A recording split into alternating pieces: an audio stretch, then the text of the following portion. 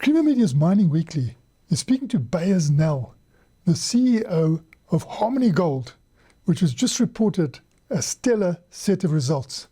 Beyers, I'd like to chat to you about some of the more nitty-gritty mining stuff. And if you could tell us about the benefits of this sequential grid mining method. Can you give us some insight into that? Yeah, sure, Martin. Thank you. The sequential grid mining method is a method we use at not all our mines, but some of our mines, and predominantly in the West area. So Mponeng mine and Kusasa mine use that method.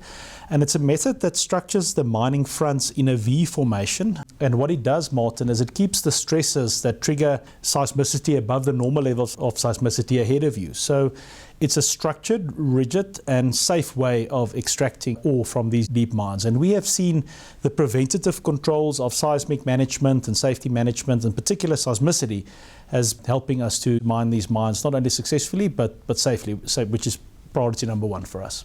And I heard a lot about staying business capital, but South Africa at the moment needs some growth capital.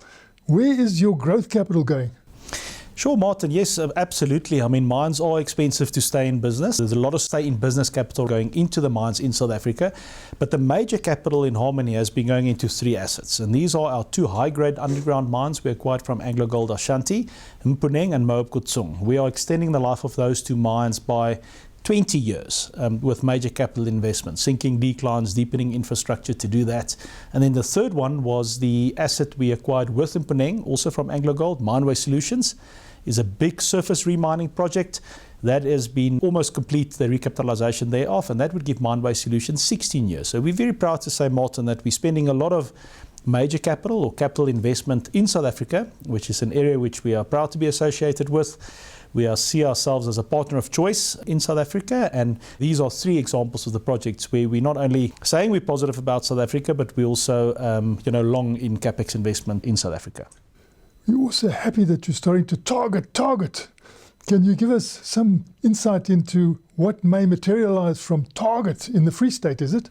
Sure, Martin. Target is a mine we've had that was, you could say, the underperformer in the last financial year, and the underperformance was as a result of the mine having to be recapitalized and the growing pains, if you will, or the commissioning delays post the recapitalization. We behind most of that now, so the crusher has been moved down the mine, the belts have been extended further down the mine, the engineering workshops have been extended closer to the mining fronts. So we're quite optimistic that Target would be a contributing mine in this financial year. We're already seeing some green shoots in terms of how the mine is performing as we speak. And we're looking forward to demonstrate that return on invested capital that we spent in recapitalizing Target over the last few years. I'd like to swing back to the tailings and the mine waste solution. Just give us a little more insight into that, what's happening there and the benefits that are likely to come out of that.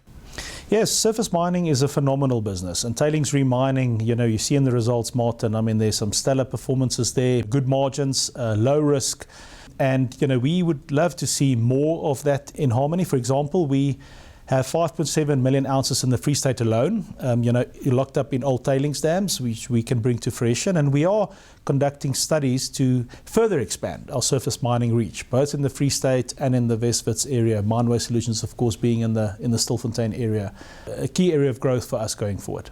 And then we always look at energy when we look at mining, because you can't mine without energy. And now we're looking at renewable energy. And is that coming at a greater pace, or is it still in with the same program, and does it look as though it'll be cheaper?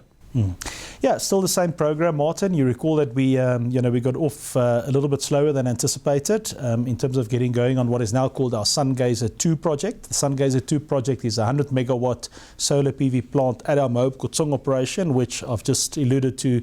We're extending the life of that operation for 20 years. So, we'll have green electrons flowing there soon, and feeding into Moab Khotsong, which reduces our dependency on Eskom, and it also assists us with power inflation. So, as we speak, I just had a look at the site the other day. It's a beehive of construction, it's exciting, and the solar panels are going up. So we very much looking forward to the benefits of that. It's in full swing at the moment.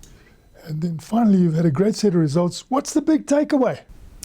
Yeah, I think the big takeaway is the success of the gold business, and that success is firmly rooted in South Africa. It's the two high-grade operations predominantly, and mine waste solutions and the other surface projects, but also the optimized assets who've been generating consistent, predictable production, Martin, and that is what is enabling Harmony to grow the business and invest into future production. So very proud of the performance. Hidden Valley was another successful story, but it's the gold business in South Africa where it all started, Martin, that is starting to show the world that gold mining in South Africa is a good business. That was Creamer Media's Mining Weekly, speaking to Beyers Nel, the CEO of Harmony Gold.